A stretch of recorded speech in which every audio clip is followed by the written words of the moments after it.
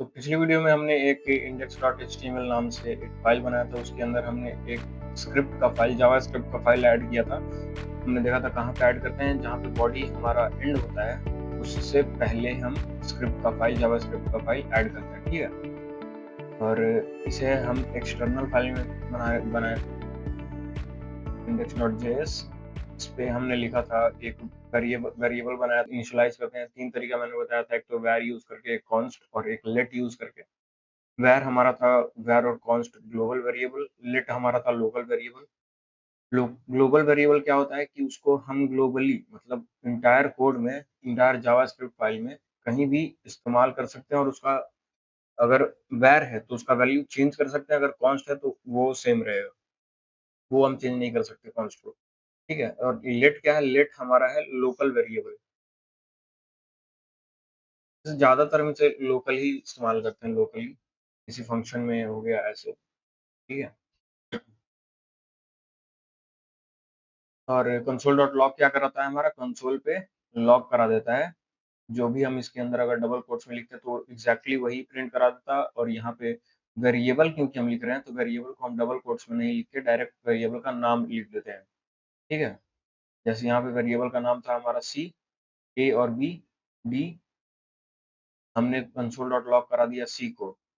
सी एक वेरिएबल है जो कि हमने यहाँ पे बता रखा है कॉन्स्ट सी, और उसका कुछ वैल्यू भी दे रखा है। तो वेरिएबल को लॉक कराने के लिए हम डबल कोट्स नहीं यूज करके डायरेक्ट वेरिएबल का नाम लिख देते हैं। तो इसे मैं एक बार रन करके दिखाता हूँ। राइट क्लिक करके हम करते हैं ओपन विथ लाइव सर्वर। तो ये हेलो वर्ल्ड हमारा आ चुका है। और F12 दबा के या फिर राइट क्लिक करके आप यहाँ से इंस्पेक्ट कीजिएगा तो आपको ये कुछ दिख जाएगा। और यहाँ मैं अगर कंसोल के अंदर आऊँ तो ये मेरा कुछ वैल्यू दिख रहा है यहाँ पे 0.6। और ये 0.6 क्या है, ये सी को लॉक करा है। सी क्या था हमारा, A divided by B. A divided by B मतलब 3 को हम 5 से डिवाइड कर रहे हैं तो 0.6 आंसर हमारा आ रहा है। ये सब मेरा इंटरनेट डिस्कनेक्टेड दिख रहा है, मैं इसे हटा लेता हूँ अभी। चलिए अभी ठीक है। और आज हम सीखेंगे एरे के बारे में, ठीक है। मैं इन सबको हटा लेता हूँ अभी। अभी इंडेक्स डॉट HTML का हमारा अभी कुछ यूज नहीं है तो इसे भी मैं कट कर लेता हूँ। अभी जो भी हम करेंगे जावास्क्रिप्ट के अंदर करेंगे, और जो भी कुछ होगा हमारा कंसोल के अंदर होगा, ठीक है। तो हम सीखने वाले हैं आज एरे का कॉन्सेप्ट। एरे क्या होता है, जैसे मैं दिखाऊं यहाँ पे। वेरिएबल क्या होता था, वेरिएबल हमारा एक कंटेनर होता था, ठीक है। ये है कंटेनर। और इसका नाम जैसे हम दे दे रहे हैं वैर। वैर ना देके वैर, हाँ एक और चीज, कुछ चीजें होती हैं जो आप वेरिएबल का नाम जब देते हैं, इनिशियलाइज करते हैं, तो कुछ लिमिटेशंस होते हैं। जैसे कि कीवर्ड्स, जैसे इंट हो गया, कैर हो गया, जैसे वैर हम यूज करते हैं, लेट हम यूज करते हैं, ठीक है। तो ये सब रिजर्व्ड कीवर्ड्स होते हैं, ठीक है। तो ये सब आप वेरिएबल के नेम नहीं रख सकते। जैसे मैं रखना चाहूँ कॉन्स्ट, और वेरिएबल का नाम मैं वैर नहीं दे सकता क्योंकि वैर हमारा रिजर्व कीवर्ड है, ठीक है। ऐसे ही बहुत सारे रिजर्व कीवर्ड होते हैं, उन सबको वेरिएबल का नाम लिखने समय आप इस्तेमाल नहीं कर सकते। और क्या क्या नहीं कर सकते, वेरिएबल का नाम आप कोई नंबर से शुरू नहीं कर सकते। अगर आप कोई लेटर दे के बाद में नंबर यूज करते हैं तब ठीक है। आप कोई भी स्पेशल केस नहीं दे सकते, जैसे ये सब हो गया हैशटैग, डॉलर, परसेंट। हाँ, आप ये डैश भी नहीं यूज कर सकते, लेकिन अंडरस्कोर यूज कर सकते हैं आप। क्लियर है। जैसे मैं लिखूं हाय, मैं लिखना चाहूँ इट इज, और ये मैं पूरा वेरिएबल को नाम देना चाहता हूँ, तो आप बीच दोनों के बीच में स्पेस नहीं रख सकते, आप अंडरस्कोर लगा सकते हैं, ठीक है। यहाँ तक क्लियर है। चलिए ये तो था वेरिएबल का नाम। अब वेरिएबल क्या था, जैसे मैं लिख दूं ये बी, ठीक है। एक वेरिएबल बनाया हमने बी, तो वेरिएबल क्या था हमारा, एक कंटेनर था, एक डब्बा था, जिसके अंदर हम कोई भी वैल्यू या फिर डेटा स्टोर करते थे, ठीक है। तो अगर मुझे सेम तरीके का डेटा चाहिए, जैसे मैं वैर वैर एक बनाना चाहता हूँ,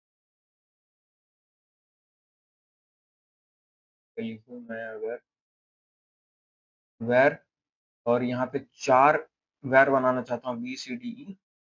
और उन सबको मैं कुछ वैल्यू दूं, जैसे 2, 3, 4, 5, ठीक है? तो इसके लिए क्या करना पड़ता मुझे? मुझे इसके लिए 4 वेरिएबल बनाना पड़ता अलग-अलग और चारों को नाम लिखना पड़ता मुझे। जैसे इसे बी मैंने लिखा, इसे मैंने सी लिखा, इसे मैं दे देता हूँ डी, इसे दे देता हूँ ई। तो मुझे 1, 2, 3 4 वेरिएबल बनाने पड़ रहे थे। मैंने 4 वेरिएबल का नाम लिखा, 4 वेरिएबल स्टोर कराने के लिए। तो और ये सेम था, ठीक है? var b मुझे डिक्लेयर करना रहता, var c, var d, var e उसके बाद, तो ये ज़्यादा कॉम्प्लेक्स हो जाता कोड, ठीक है? तो यहीं पे हमारा इसको ओवरकम करने के लिए आता है एरे का कॉन्सेप्ट। एरे क्या करता है? एरे बोलता है कि अगर सेम टाइप का वेरिएबल है, जैसे मैं var बनाना चाहूँ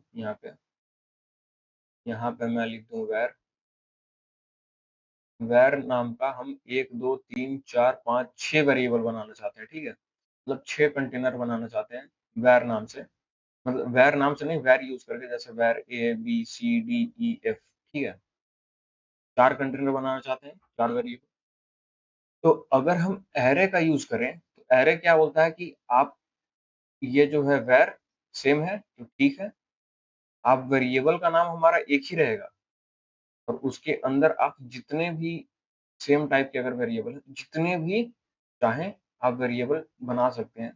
कितने भी डेटा में एंटर कर सकता हूँ, मैं इसके अंदर भी कर सकता हूँ, इसके अंदर, इसके अंदर, इसके अंदर, इसके अंदर, इसके अंदर भी यूज़ कर सकता हूँ, इसको आगे भी एक्सटेंड कर सकते हैं। तो अगर एक ही वेरिएबल का नाम रहेगा और मुझे ये तीसरा वाला डेटा एक्सेस करना रहेगा, तो मैं कैसे करूँगा फिर? वहाँ पे कॉन्सेप्ट आता है इंडेक्स का।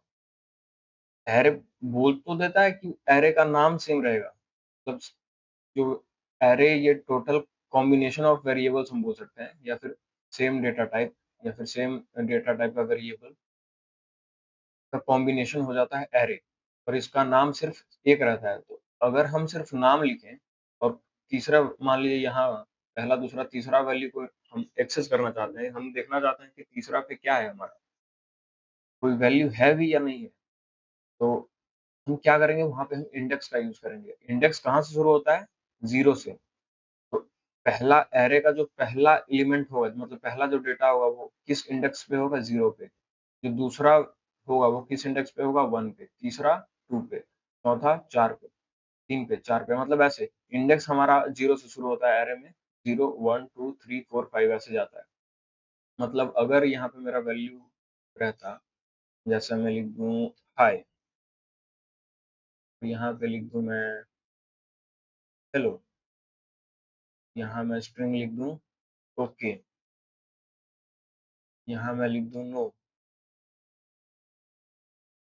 मैं लिख दूँ ओके ओके और हे। हमने स्ट्रिंग ले लिया कुछ, ठीक है? स्ट्रिंग क्या होता है? कॉम्बिनेशन ऑफ कैरेक्टर्स होते हैं, और स्ट्रिंग को हम डबल कोट्स में लिखते हैं बेसिकली, जनरली, ठीक है? तो ये हमारा एक एरे बन गया। एरे का नाम क्या रखा? ARR, और इसे इंडेक्स इंडेक्स से हम इसको यू एक्सेस कर सकते हैं। जैसे हाई जो है हमारा ARR का 0 इंडेक्स पे है। ओके जो है हमारा ARR का फर्स्ट इंडेक्स पे है। हेलो जो है हमारा ARR वेरिएबल का, मतलब एरे का सेकंड इंडेक्स पे है। नो जो हमारा जो डेटा है वो ARR के थर्ड इंडेक्स पे है, और हे जो डेटा है हमारा ARR के फोर्थ इंडेक्स पे है। ओके ओके जो है हमारा ARR का फिफ्थ इंडेक्स पे है। तो अगर हमें इसे एक्सेस करना हो, तो हम कैसे कर सकते हैं? एक सेकंड, इसे मैं कर लेता हूँ, हटा लेता हूँ। अगर मैं हेलो को प्रिंट कराना चाहता हूँ, तो मैं क्या लिखूंगा? मैं लिखूंगा ARR एरे, और फिर ऐसे ये ब्रैकेट देके बड़ा वाला, और इसके अंदर हम इंडेक्स लिखेंगे। जैसे हमें हेलो प्रिंट कराना है, ये कौन से इंडेक्स पे है? 2 का है, तो ARR का सेकंड इंडेक्स, हम ऐसे इसको एक्सेस करेंगे, ठीक है? अब एरे बनाते कैसे हैं? जैसे मैं बनाऊँ ARR, इनिशियलाइज़ कैसे करेंगे? यहाँ पे ये ब्रैकेट देंगे, ये वाला,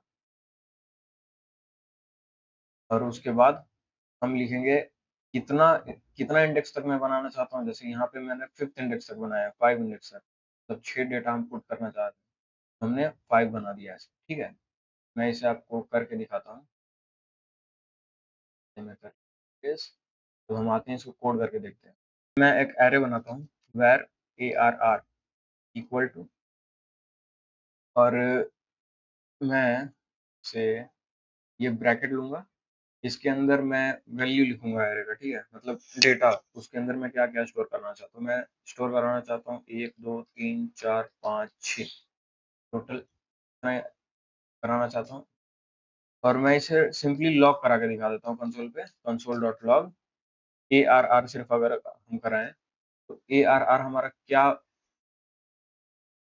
आउटपुट देगा, ये देखिए, ये मेरा पूरा एरे रिटर्न कर दे रहा है। एरे में हमारा क्या रिटर्न कर रही है?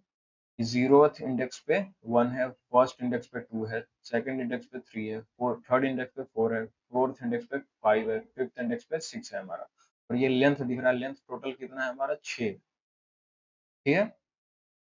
चलिए, अब क्या सिर्फ एरे नंबर्स का बनता है? नहीं, मैं स्ट्रिंग का भी आपको बना के दिखाऊं। जैसे हमने लिखा था हाय, फिर हम कॉमा लिखते हैं, कॉमा देते हैं सेपरेट करने के लिए, फिर लिखते हैं हेलो, लिखते हैं हम हे, इसको देंगे डबल कोट्स के अंदर क्योंकि स्ट्रिंग है ये।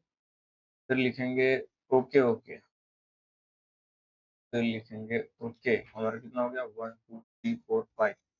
और एक और हम लिखना चाह रहे थे, लिखेंगे जैसे नो। अच्छा, मैं सेव कर दूं, और हम प्रिंट करा दे रहे हैं ए आर आर को। तो ए आर आर को प्रिंट करा रहे हैं, तो ए आर आर हमारा क्या है? अभी एरे है, ये पूरा का पूरा वैल्यू को प्रिंट कर देगा, मतलब पूरा का पूरा एरे हमारा रिटर्न हो जाएगा। मैं यहाँ पे आके देखूँ तो ये देखिए, मेरा पूरा का पूरा एरे रिटर्न हो गया। और ये कैसे रिटर्न हो रहा है? इंडेक्स वाइज हो रहा है, ये आपको दिख रहा है? यहाँ देखिए, जीरोथ, ये जो है 0 1 2 3 4, ये इंडेक्स का नाम है, ठीक है? मतलब इंडेक्स वैल्यू है।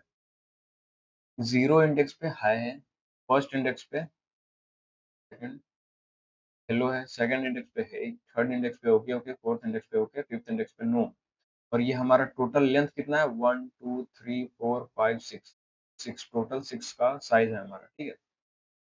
तो सिर्फ मैं थर्ड ये वाला है को प्रिंट करवाना चाहता हूँ, तो मैं इसको इंडेक्स हेल्प से एक्सेस कर सकता हूँ। तो ये किस इंडेक्स पे है?